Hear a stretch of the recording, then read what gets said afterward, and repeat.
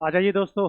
स्वागत है आपके अपने YouTube channel MK science classes पर। तो मेरे बच्चों, जो आज का सेशन रहेगा वो साइंस ALP2 और टेक्निकल, जो टेक्नीशियन वाले बच्चे हैं उनका सेशन रहेगा और बड़ा ही शानदार सेशन रहने वाला है।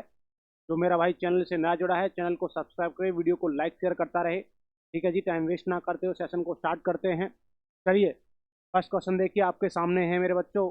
फर्स्ट क्वेश्चन कह रहा है कि 100 वाट का बिजली का बल्ब 10 घंटे जलता है तो 5 रुपए प्रति यूनिट की दर से विद्युत खर्चा कितना होगा, जल्दी से बताइए। तो कह रहा है अब 100 watt electric bulb is use for 10 hours, what will be the cost of electricity consumed if the consumption cost is Rs 5 per unit. जल्दी से बताइए क्या आंसर होगा।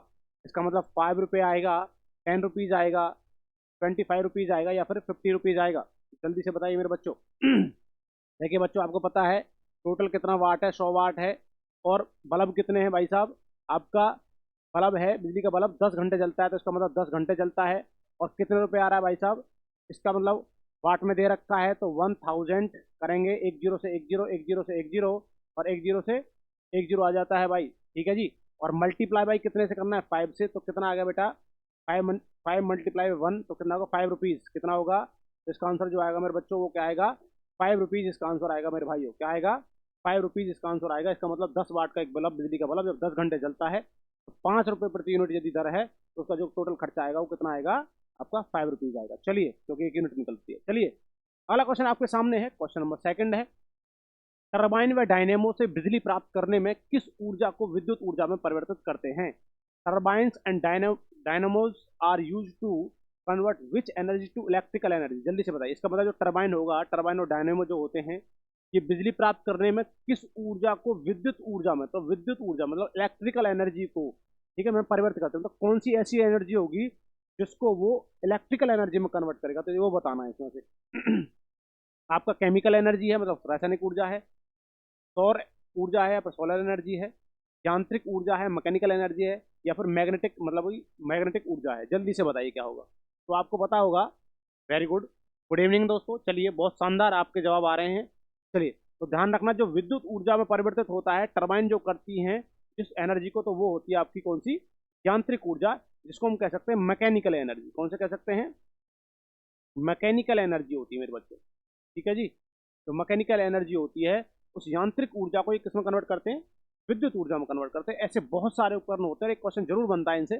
जैसे देखो, मैं आपके सामने कह देता हूँ मोमबत्ती। क्या कह देता हूँ, मोमबत्ती होती है, किसको में कन्वर्ट करिए, करती है भाई साहब, ये आपका जो होता है, ये रासायनिक ऊर्जा को, इसका मतलब केमिकल एनर्जी को, और किस में कन्वर्ट करती है मेरे बच्चों, ये करती है आपका किसमें, प्रकाश ऊर्जा में, या हम कह सकते हैं लाइट एनर्जी में। ठीक है जी, प्रकाश ऊर्जा में कन्वर्ट करती है।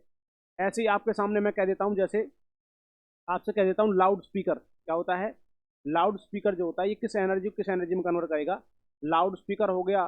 ठीक है, तो ये किस में करेगा, तो बच्चों ये क्या करता है आपका, ये आपका इलेक्ट्रिकल एनर्जी को किसमें, इलेक्ट्रिकल एनर्जी में, इलेक्ट्रिकल एनर्जी को किसमें कन्वर्ट करेगा बच्चों, एक इलेक्ट्रिकल एनर्जी को ये आपको करता है साउंड एनर्जी में, किसमें कन्वर्ट करेगा, साउंड एनर्जी में कन्वर्ट करने का काम करेगा। ठीक है जी बच्चों, तो विशेष तौर पर ध्यान रखें, ऐसे बहुत सारे होते हैं। लाउड स्पीकर हो गया, मोमबत्ती हो गया, सौर पैनल जिसको हम सौर सेल बोलते हैं वो हो गया। ठीक है जी, आपकी पवन चक्कियाँ होती हैं। ठीक है, आपका जैसे मैं और कहता हूँ विद्युत मोटर होता है। ठीक है जी, तो ऐसे यंत्र होते हैं जो एनर्जी को एक एनर्जी से दूसरी एनर्जी में कन्वर्ट करते हैं। और आपको ये पता होगा कि एनर्जी को ना तो खत्म किया जा सकता है, ना ही बनाया जा सकता है। Energy can not be destroyed, can not be make, but it's transfer one form to another form. इसको एक फॉर्म से दूसरे फॉर्म में ट्रांसफर किया जाता है। तो यही काम यहाँ पर हो रहा है, तो टरबाइन और डायनेमो। चलिए, अगला क्वेश्चन आपके सामने है, क्वेश्चन नंबर थर्ड है। जलते हुए विद्युत बल्ब के तंतु का तापमान सामान्य कितना होगा। जो आपका फिलामेंट होता है, बल्ब के अंदर जो गूंज होती है, उसके बारे में कह रहा है कि उसका टेम्परेचर जो होता है वो कितना होता है। The temperature of the filament of light electric bulb is generally. जल्दी से बताइए। तो वो 100 डिग्री सेल्सियस से 500 डिग्री सेल्सियस होगा, या फिर 1000 डिग्री सेल्सियस से 15,000 डिग्री सेल्सियस होगा, या 2000 डिग्री सेल्सियस से 2500 डिग्री सेल्सियस होगा, या फिर 3000 डिग्री सेल्सियस से 3500 डिग्री सेल्सियस होगा। जल्दी से बताइए कमेंट करके। देखिए, आपको पता होगा, वैसे आपको पता है कि एक होता है टंगस्टन। क्या होता है बच्चों, टंगस्टन की मैं बात करूं, जो टंगस्टन होता है, इससे आपका बल्ब का, जो बल्ब होता है, विद्युत बल्ब जो होता है, बल्ब का फिलामेंट बना होता है। ठीक है जी, क्या बना होता है, बल्ब का फिलामेंट जो बना होता है ये आपका टंगस्टन से बना होता है। और टंगस्टन की मैं बात करूं, जो आपका मेल्टिंग पॉइंट होता है वो 3500 डिग्री सेल्सियस के आसपास होता है ना। अब वो मेल्ट तो करना नहीं है आपको, अब वो जल रहा है तो वहां पर नॉर्मल तापमान पूछ रहा है, तो ध्यान रखना 3500 वाला तो ये कट ही जाएगा, ठीक है। और ये तो है ही नहीं इतना कम, तो इसका आंसर जो होगा वो होगा 2000 डिग्री सेल्सियस से, और कितना होगा 2500 डिग्री सेल्सियस जो होता है ये आपका फिलामेंट जो होता है, विद्युत जो बल्ब होता है उसका फिलामेंट जो होता है उसका ये क्या होता है, टेम्परेचर होता है मेरे बच्चों, ठीक है जी, ध्यान रखिए। चलिए आगे क्वेश्चन की तरफ चलेंगे बच्चा। अगला क्वेश्चन आपके सामने क्वेश्चन नंबर 4 है, सीएफएल का पूर्ण रूप क्या है। सीएफएल जो होती है इसका पूर्ण रूप क्या होता है, full form of the CFL is, तो क्या होगा, वो आपका कॉम्पैक्ट फ्लोरोसेंट लैंप होगा, या फिर सेंट्रली फिक्स्ड लैंप होगा, या फिर केमिकल फ्लोरोसेंट लैंप होगा, या फिर कंडेंसेंट फ्लोरोसेंट लैंप होगा। जल्दी से बताइए क्या होगा। तो सीएफएल का जो फुल फॉर्म होती है सभी को पता है सर जी, ये क्या होता है, कॉम्पैक्ट फ्लोरोसेंट लैंप होता है। क्या होता है, कॉम्पैक्ट फ्लोरोसेंट लैंप जो आपका सीएफएल जलती है। अच्छा ये बता दीजिए, क्वेश्चन आपसे पूछा जाए सीएफएल जो होती है वो किस सिद्धांत पर काम करेगी, पदार्थ की एक अवस्था होती है किस अवस्था पर काम करेगी, सॉलिड, लिक्विड, गैस, प्लाज्मा या बोस-आइंस्टीन। तो ध्यान रखना यदि आपसे पूछ लगे तो वो किस पर काम करती है, आपका प्लाज्मा पर काम करेगी, ठीक है जी, इस पर प्लाज्मा, ठीक है जी। इसमें कोई फिलामेंट नहीं होता, इसमें गैसेस होती हैं, इनर्ट गैसेस होती हैं जो जलने का काम करती हैं। चलिए अगला क्वेश्चन आपके सामने क्वेश्चन नंबर 5, फ्यूज में प्रयुक्त होने वाले तार की विशेषता क्या है। जो फ्यूज का तार होता है, जो घरों में फ्यूज लगते हैं, ठीक है, आपने देखा होगा जो आपका मीटर होता है, मीटर के बाद आपका कंडेंसर जो वगैरह लगे होते हैं, तो उसमें आपने देखा होगा फ्यूज का तार होता है। तो फ्यूज के तार के बारे में कह रहा है, fuse wire is characterise by, क्या करेक्टरिस्टिक्स होती है उसके अंदर, क्या विशेषता होती है, देखिए, निम्न प्रतिरोध शक्ति या फिर उच्च गलनांक, low resistance and high melting point. Second, निम्न प्रतिरोध शक्ति या फिर निम्न गलनांक, low resistance and low melting point, या फिर उच्च प्रतिरोध शक्ति या फिर निम्न गलनांक, high resistance and low melting point, या फिर वो कहेगा उच्च प्रतिरोध शक्ति, उच्च गलनांक, या फिर high resistance and high melting point. जल्दी से बताइए क्या आंसर होगा बच्चों। तो ध्यान रखना मेरे बच्चों, क्या होगा, जो आपका फ्यूज का वायर होता है उसमें रेजिस्टेंस जो होता है वो तो होता है हाई, और मेल्टिंग पॉइंट होता है वो क्या होता है, गलनांक जो होता है वो निम्न होता है। आपने देखा होगा कभी बहुत तेजी से क्या होता है, कभी कभी आपका करंट आ जाता है, फ्लो हो जाता है, कहीं शॉर्ट सर्किट हो जाता है, तो क्या होता है आपका फ्यूज का वायर जो होता है फटाक से फूक जाता है, क्योंकि उसका मेल्टिंग पॉइंट है वो क्या है, कम, और उसमें रेजिस्टेंस क्या है, बहुत ही ज्यादा होता है। तो ध्यान रखना, तो इसका आंसर जो होगा भाई वो क्या होगा भाई, आपका आपका थर्ड आंसर होगा, उच्च प्रतिरोध शक्ति, इसका मतलब हाई रेजिस्टेंस होगा, एंड लो मेल्टिंग पॉइंट, इसका मतलब निम्न होता है गलनांक। क्या होता है दोस्तों, निम्न गलनांक होता है, ठीक है, जल्दी से क्या कहता है, गल जाता है। अच्छा आपसे मैं कहने लगूं, जो आपका फ्यूज का वायर होता है वो किससे बना होता है, ये बता दो आप, है ना। ये फ्यूज का वायर जो होता है, हम फ्यूज वायर की बात करें तो किसका बना होता है, ये बना होता है आपका बच्चों लेड एंड टिन। किसका बना होता है, लेड एंड टिन। किसका बना होता है बच्चों, लेड और टिन, जिसको हम कह सकते हैं आपका सीसा, और टिन को टिन ही कहेंगे, ठीक है मेरे बच्चों। तो ध्यान रखिए, लेड और टिन जो होता है वो उससे क्या बनाता है, तो फ्यूज का वायर बना होता है, जिसका क्या होता है, आपका निम्न गलनांक होगा, और उच्च होता है प्रतिरोध, रेजिस्टेंस। प्रतिरोध का मतलब होता है रुकावट, क्या है, रुकावट। जैसे मान के लिए एक वायर जा रहा है, वायर में आपने 4-5 बल्ब लगा दिए हैं ना, वो रेजिस्टेंस दे रहा है, रुकावट दे रहा है उसमें, ठीक है जी। तो ध्यान रखिए। क्वेश्चन नंबर 6 आपके सामने, प्रदीप्त बल्ब में कौन सी गैस भरी जाती है, जल्दी से बताइए, प्रदीप्त बल्ब में कौन सी गैस भरी जाएगी। What gas are filled in fluorescent tube, fluorescent tube में कौन सी गैस भरी जाती है, वो आपकी नियोन भरी जाती है, सोडियम भरी जाती है, मरकरी भरी जाती है, जिसको हम पारा बोलते हैं, ठीक है जी, पारा जो होगा, या फिर आपका मरकरी, मरकरी पारा और नियोन गैस भरी जाती है। जल्दी से बता दीजिए कौन सी गैस भरी जाएगी। प्रदीप जो आपको फ्लोरोसेंट ट्यूब होती हैं उनमें कौन सी गैस भरी जाती है, तो ध्यान रखना मेरे बच्चों, उनमें गैस भरी होती है कौन सा, मरकरी, और कौन सा भरी जाती है, नियोन गैस भरी जाती है। कौन सी भरी जाती है, मरकरी और नियोन, ठीक है। तो ध्यान रखिए भाई साहब, मरकरी भरा जाता है प्लस में नियोन भरी जाता है। तो विद्युत जो आपके प्रदीप्त बल्ब होते हैं फ्लोरोसेंट ट्यूब में भरी जाती हैं, मरकरी और नियोन भरा जाता है, ठीक है जी। चलिए, और मरकरी को कहते हैं भाई साहब, जो पारा होता है ये लिक्विड फॉर्म में पाई जाने वाली क्या है, धातु है।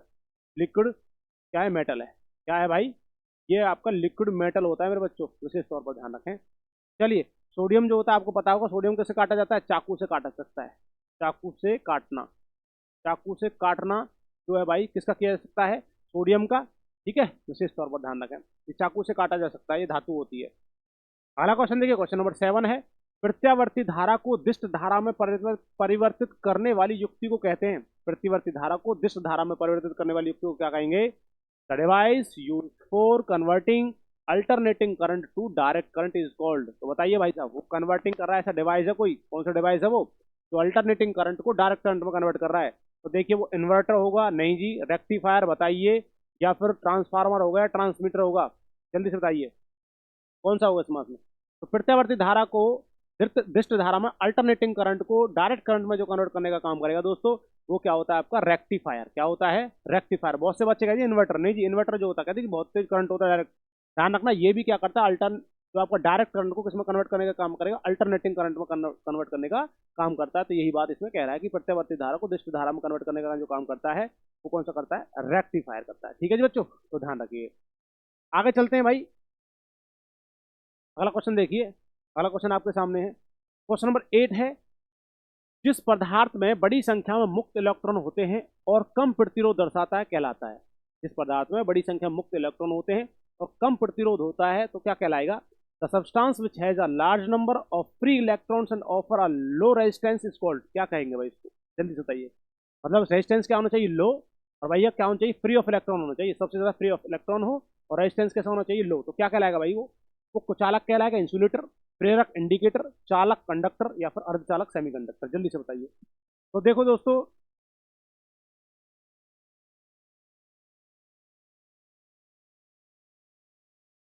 आपको पता है ना इस बारे में कि जो आपके चालक होते हैं, ये सबसे बड़ी बात क्या कहते हैं भाई? रेजिस्टेंस जो होगा इनके अंदर क्या होता है? लो रेजिस्टेंस होता है।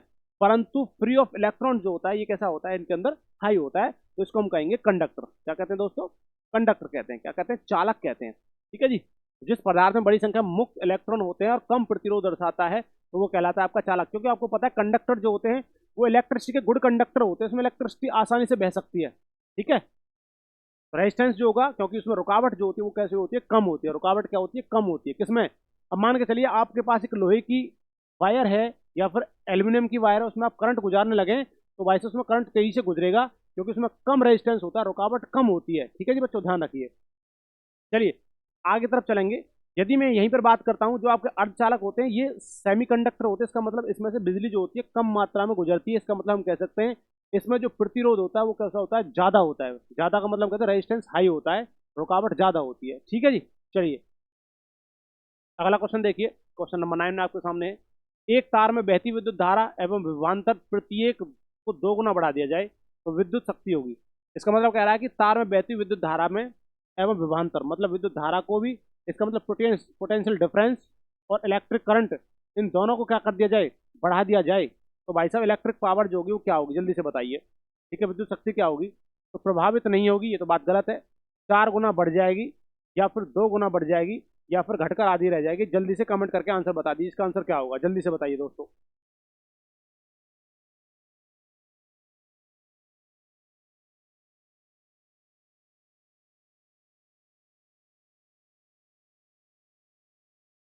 तो दोस्तों बताइए जल्दी से आंसर क्या होगा? इसका आंसर जो होगा इसका होगा, ये जो आपकी क्या होता है, जो इलेक्ट्रिक पावर होती है वो क्या हो जाती है? 4 गुना हो जाती है। क्या हो जाती है? 4 गुना। यदि आप क्या कर रहे हो, विभवांतर प्रत्येक को दोगुना कर दिया जाए तो आपका क्या हो जाएगी? ये 4 गुना बढ़ जाती है क्या? विद्युत शक्ति जो होगी। ठीक है जी दोस्तों। अगला क्वेश्चन देखिए। क्वेश्चन नंबर 10 है कि निम्नलिखित में से कौन से अर्धचालक है? भाई सेमीकंडक्टर बताना है। Which of the following are semiconductor? क्या है? सिलिकॉन है, क्वार्टज है, जर्मेनियम है, सिरेमिक्स है। या देर का 5 में निम्नलिखित विकल्प में सही उत्तर का चयन कीजिए। इसका मतलब फर्स्ट और सेकंड, इसका मतलब फर्स्ट सेकंड है इसका आंसर। फर्स्ट थर्ड मतलब फर्स्ट और थर्ड है, या फिर फर्स्ट एंड फोर्थ, इसका मतलब फर्स्ट और फोर्थ है, या फिर थर्ड और फोर्थ, इसका मतलब थर्ड और फोर्थ है। जल्दी से बताइए तो क्या आंसर होगा? अर्धचालक तो आपको पता होगा, जो आपका सिलिकॉन होता है, सिलिकॉन, और आपका होता है जर्मेनियम। क्या होता है? जर्मेनियम। सिलिकॉन और जर्मेनियम दो क्या होते हैं? सेमीकंडक्टर होते हैं भाई साहब। ठीक है जी, पता है ना आपको इसकी बात का? तो देख लीजिए, सिलिकॉन ये रहा और जर्मेनियम कहाँ? ये रहा। तो फर्स्ट और थर्ड, फर्स्ट और थर्ड इसका आंसर क्या हो जाता है? फर्स्ट और थर्ड, इसका आंसर बी हो जाता है। ठीक है बच्चों, तो ध्यान रखें, सिलिकॉन और जर्मेनियम जो होते हैं सेमीकंडक्टर होते हैं बच्चों। अगला क्वेश्चन देखिए। क्वेश्चन नंबर 11 देखिए। निम्नलिखित में से विश्व में कौन सा सर्वाधिक पाए जाने वाला तत्व है? भाई विश्व में पूछ रहा है। Which of the following is the most common element in the universe? बताइए भाई। वो हाइड्रोजन होगा, ऑक्सीजन होगा, नाइट्रोजन होगा या कार्बन होगा? भाई साहब किसके बीच में पूछ रहा है? ये पूछ रहा है भाई साहब आपका विश्व में, किसमें पूछ रहा है? यूनिवर्स में पूछ रहा है। तो आपको पता है सर जी, विश्व में सबसे ज्यादा जो कॉमन एलिमेंट होता है वो हाइड्रोजन होता है। सबसे ज्यादा मात्रा में पाए जाने वाला जो तत्व है इस संसार में, इस यूनिवर्स में, वो कौन सा होता है दोस्तों? वो हाइड्रोजन होता है, ये आपको पता होगा। ठीक है जी। और वायुमंडल की मैं बात करूँ तो वहां पर क्या होता है? ऑक्सीजन भी होता है, नाइट्रोजन होता है, क्या होता है? कार्बन भी होता है। ठीक है जी। तो ध्यान रखिए, वायुमंडल में से ऑक्सीजन और नाइट्रोजन होता है, कार्बन डाइऑक्साइड भी होती है। अगला क्वेश्चन आपके सामने है मेरे दोस्तों। क्वेश्चन नंबर 12 है, लोहा जिससे प्राप्त की जाती है वह है। भाई लोहा जिससे प्राप्त किया जाता है वो क्या है? जल्दी से बताइए। तो वह है आयरन इज ऑब्टेन फ्रॉम। जल्दी से बताइए दोस्तों। तो चूने का पत्थर, लाइमस्टोन से प्राप्त होगा लोहा। पिच ब्लेड से प्राप्त होगा, या फिर मोनेजाइट से प्राप्त होगा, या फिर हेमेटाइट से प्राप्त होगा? जल्दी से बताइए, लोहा किससे प्राप्त होगा दोस्तों? जल्दी से बता दीजिए। यदि मेरे दोस्तों वीडियो अच्छी लग रही है, चैनल को सब्सक्राइब, वीडियो को लाइक शेयर करते रहे मेरे बच्चों। चलिए, तो ध्यान रखना, लोहा जो प्राप्त किया जाता है सभी को पता है हेमेटाइट से प्राप्त किया जाता है। किससे प्राप्त किया जाता है दोस्तों?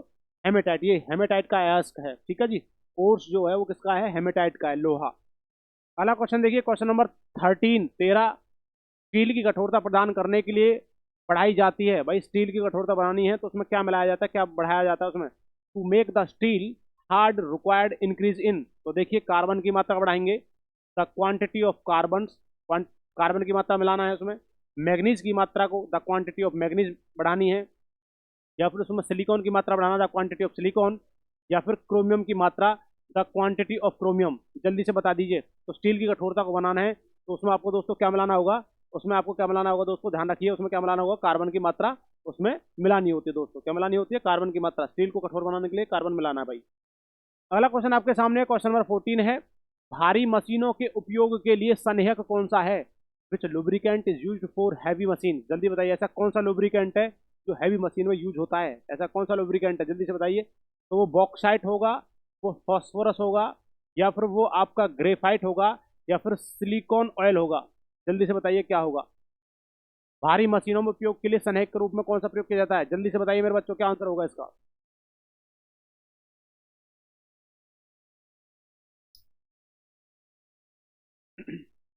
तो ध्यान रखना भाई, भारी मशीनों में जो स्नेक के रूप में प्रयोग होता है वो कौन सा होता है? ग्रेफाइट। कौन सा होता है दोस्तों? ग्रेफाइट का यूज किया जाता है लुब्रिकेंट के तौर पर। ठीक है बच्चों, तो ध्यान रखिए। तो ग्रेफाइट का आपको पता है, ग्रेफाइट जो होता है एक प्रकार से क्या है? नॉन मेटल है। क्या है? नॉन मेटल है। वैसे विशेष तौर पर हम बात करें, धातु तो नहीं है, परंतु एक धातु का अपर रूप होता है ग्रेफाइट। ठीक है ना? कौन कौन से आपको बताया नॉन मेटल में? तो हम कहते हैं कार्बन। क्या होता है? नॉन मेटल में आता है कार्बन। और कार्बन के दो अपर रूप होते हैं, एक तो होता है आपका ग्रेफाइट। क्या होता है मेरे बच्चों? एक तो होता है ग्रेफाइट, और एक होता है हीरा, डायमंड जिसको हम बोलते हैं। ठीक है बच्चों, ध्यान रखें। ग्रेफाइट और हीरा जो होते हैं ये आपके कार्बन के अपर रूप होते हैं। इसका मतलब ये दोनों क्या है? नॉन मेटल का एक रूप ही है। चलिए, तो इसका आंसर क्या होगा? लुब्रिकेंट में जो प्रयोग होता है वो होता है ग्रेफाइट। अगला क्वेश्चन देखिए, क्वेश्चन नंबर 15 है, जल गैस है, वाटर गैसेज।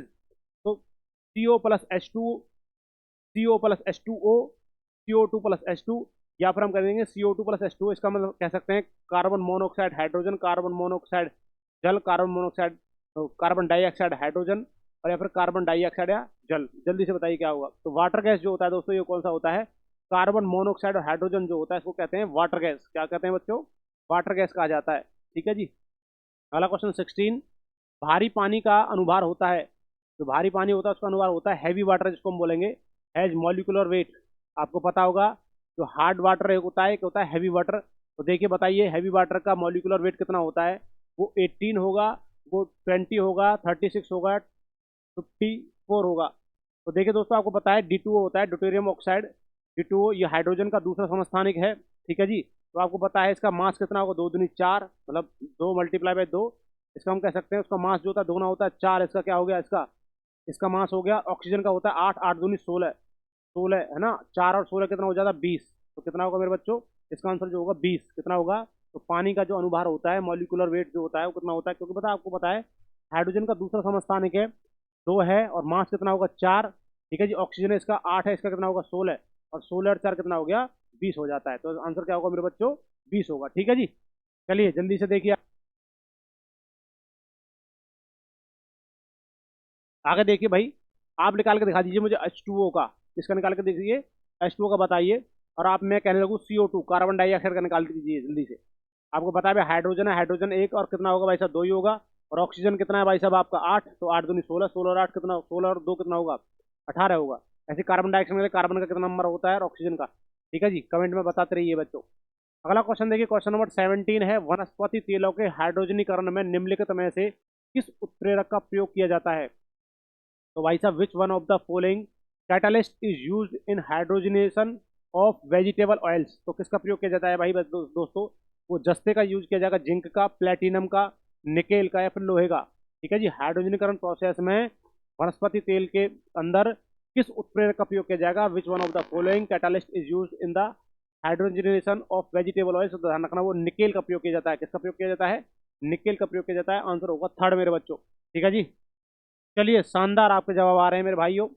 अगला क्वेश्चन आपके सामने, क्वेश्चन नंबर 18, डॉक्टर द्वारा एनेस्थीसिया के रूप में प्रयोग होने वाला हास्य गैस है। ठीक है जी, तो भाई डॉक्टर के द्वारा एनेस्थीसिया लगाता है, अब हम कह सकते हैं एनेस्थीसिया। वैसे बताऊं तो आपको इसका आंसर जो होता है ना, एनेस्थीसिया वो इंजेक्शन होता है जब आपका कोई भी डॉक्टर और ऑपरेशन करने से पहले क्या होता है, मरीज को जो इंजेक्शन लगाता है सुन्न करने के लिए, वही एक इंजेक्शन होता है एनेस्थीसिया। क्या होता है? एनेस्थीसिया तो के रूप में प्रयोग होने वाला हास्य गैस, हंसने वाली गैस कौन सी होती है? Laughing gas used as anaesthesia by doctors. बताइए, तो नाइट्रोजन होगा, नाइट्रोजन ऑक्साइड होगा, नाइट्रस ऑक्साइड होगा या फिर नाइट्रोजन डाइऑक्साइड होगा? जल्दी से बताइए दोस्तों। तो एनेस्थीसिया के रूप में जो आपका गैस की जाती है वो होती है नाइट्रस ऑक्साइड। कौन सा होता है दोस्तों?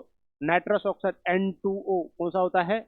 N2O नाइट्रस ऑक्साइड होती है। इसको एनेस्थीसिया के रूप में प्रयोग किया जाता है, हास्य गैस के रूप में प्रयोग किया जाता है मेरे बच्चों। अगला क्वेश्चन आपके सामने है, क्वेश्चन नंबर 19, वह हैलोजन जिसका उपयोग पीड़ाहारी की तरह किया जाता है?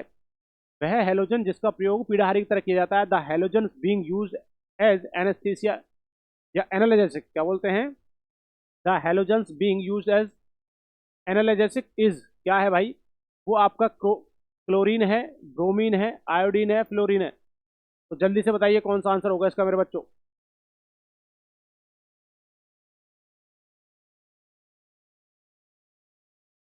तो देखिए दोस्तों क्या होगा, जो आपका पीड़ाहारी के रूप में किया जाता है वो कौन सा होता है? ब्रोमीन। कौन सा होता है? ब्रोमीन। और ये एक प्रकार का क्या होता है मेरे बच्चों? ये आपका नॉन मेटल भी होता है। और नॉन मेटल को कैसे हैं भाई साहब? ये ऐसी नॉन मेटल है जो किस फॉर्म में पाई जाती है?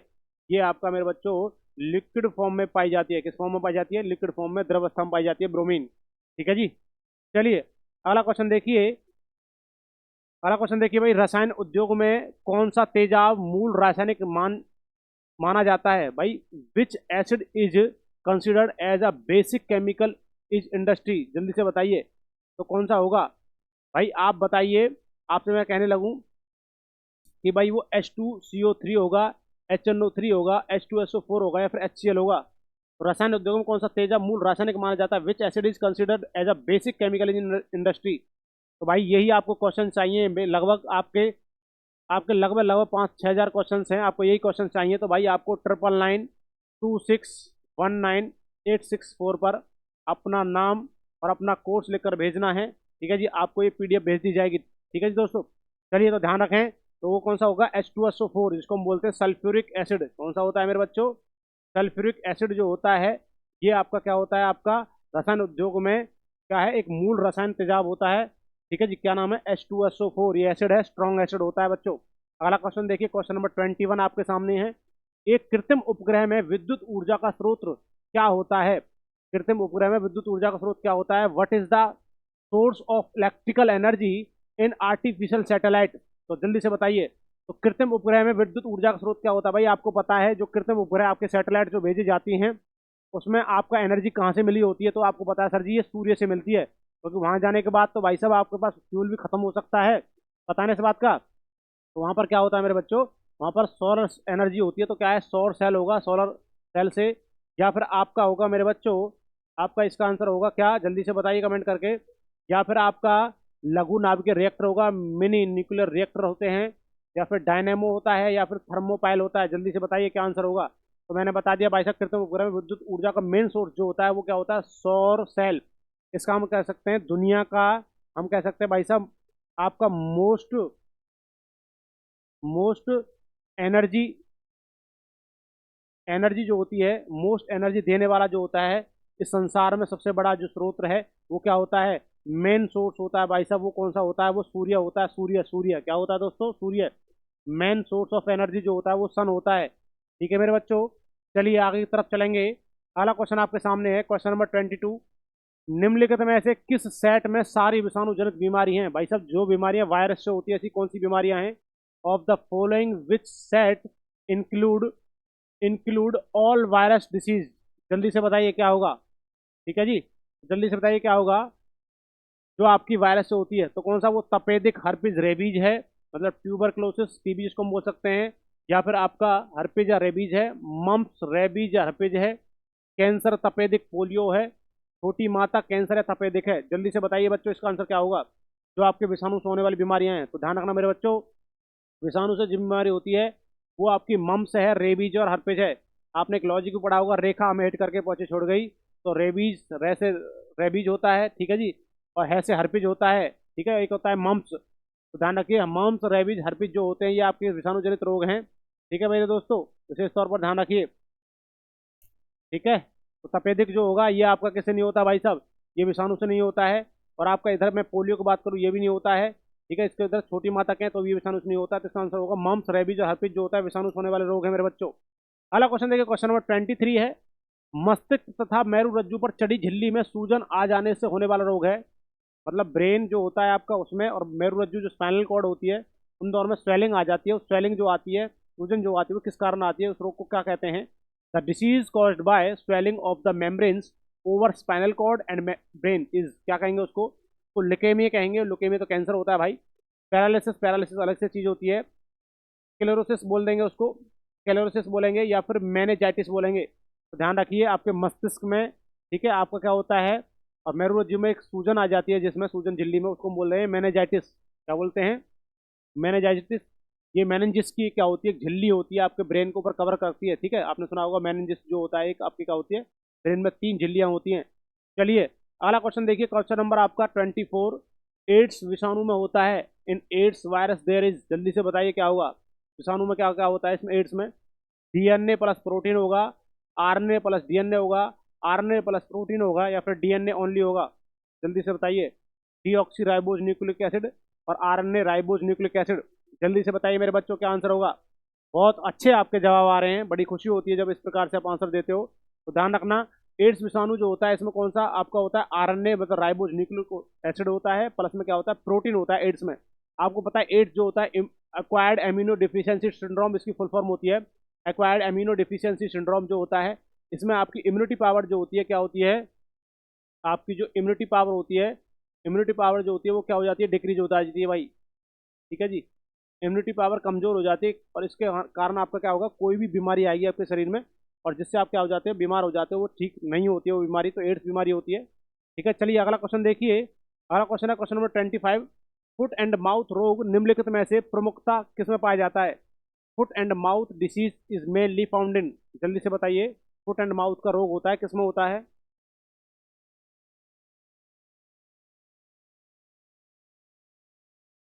ये मवेशी व भेड़ में होगा, मवेशी व सुअर में होगा, भेड़ व बकरी में होगा, और सभी मवेशी को भाई साहब क्या कहते हैं? जो आप पशु होते हैं, कुत्ता बिल्ली भैंस गाय घोड़ा सभी मवेशी में आते हैं। और सुअर में बकरी, तो इसका मतलब फुट एंड माउथ का जो रोग मोस्टली होता है ये सभी के अंदर होता है, इसका मतलब सभी में होता है। भेड़ में भी होगा, बकरी में होगा, मवेशी सुअर सभी में होगा मेरे बच्चों। ठीक है जी, फुट एंड माउथ का जो रोग होता है ना, ये आपका रोग होता है फंगाई से होने वाला रोग होता है। ठीक है जी, फंगल एक डिसीज होती है। अगला क्वेश्चन देखिए, क्वेश्चन नंबर 26 है, दो रेल पटरी के बीच धातुओं के किस प्रयोजन के लिए पटरी के बीच गैप छोड़ा जाता है? आपने देखा होगा तो पटरी जो होती है उसमें थोड़ा सा गैप छोड़ दिया जाता है, तो इसलिए किस लिए छोड़ा जाता है? रेखीय प्रसारण के लिए, गुरुत्व बल के लिए, वेग के प्रेशर को कम करने के लिए, ठीक है, रेल के आसानी से चलने के लिए। ठीक है, जल्दी से बताइए क्या आंसर होगा। तो रेखीय प्रसरण जो होता है इसका आंसर होगा, रेखीय प्रसरण को क्या कहता है भाई साहब? उसके लिए रेखीय प्रसरण को बनाए रखने के लिए रेल की पटरियों के बीच में क्या जोड़ा जाता है? गैप छोड़ा जाता है, आपने देखा होगा। ठीक है, यदि आपका क्या होता है कुछ समय चलने के बाद या फिर आपका हीट बनने के बाद क्या होती है वो आपसे उसमें टकरा जाएंगे तो पटरी वहां से क्या हो सकती है? उठ सकती है। इसी वजह से क्या होता है? थोड़ा सा स्पेस छोड़ा जाता है। यदि वो चीजें बढ़ती भी हैं या फिर गर्मी के समय में कुछ दिक्कत आती है तो क्या हो, थोड़ा सा उसमें जो गैप है उसको क्या कर ले, कमी को पूरा कर ले, अदरवाइज ऐसा होगा तो क्या कर सकती है? ऊपर उठ सकती है। ठीक है, जिससे दुर्घटना होने की संभावना होती है। तो रेखीय प्रसार के लिए इसका प्रयोग किया जाता है। अगला क्वेश्चन देखिए, क्वेश्चन नंबर 27 है, प्रकाश की दिशा में होने वाले परिवर्तन की घटना, जब प्रकाश एक माध्यम से दूसरे माध्यम में जाता है तो क्या होता है? तो सभी को पता है जी, एक लाइट होती है। ठीक है जी, हम कह सकते हैं यहाँ पर आपका रेयरर मीडियम है। ठीक है जी, रेयरर मीडियम है, और यहाँ पर आपका, यहाँ पर ऐसे मान के चलिए यहाँ पर आपका डेंसर मीडियम है। क्या है? डेंसर मीडियम है। तो दोस्तों रेयर मीडियम से कोई भी लाइट जाती है तो ऐसे सीधी ना जा करके वो अपने पथ से विचलित होकर के अभिलंब इस नॉर्मल की ओर झुक जाएगी। ठीक है जी। तो ये होता है आपका रिफ्रैक्शन, रिफ्रैक्शन ऑफ लाइट। क्या होता है? Refraction of light. एक होता है रिफ्लेक्शन, ये होता है रिफ्रैक्शन ऑफ लाइट, जिसको हम बोलते हैं प्रकाश का अपवर्तन। क्या बोलते हैं? तो ऐसी स्थिति जब होती है तो एक माध्यम से दूसरे माध्यम में जाता है तो उसको हम बोलते हैं प्रकाश का अपवर्तन। क्या बोलते हैं? रिफ्रैक्शन ऑफ लाइट कहते हैं मेरे दोस्तों। ठीक है जी। ठीक है। तो बड़े ही शानदार आपके लिए क्वेश्चंस रहे हैं भाई, बड़े ही मोस्ट इंपॉर्टेंट रहे हैं। जब तक आपका एएलपी का पेपर नहीं होता है तब तक हम आपके लिए ऐसे ही आपके लिए क्लासेस लाते रहेंगे। ठीक है जी। यदि वीडियो अच्छी लग रही है चैनल को सब्सक्राइब, वीडियो को लाइक शेयर करते रहें। चलते हैं, आपकी क्लास कल होगी। जय हिंद, जय भारत, धन्यवाद।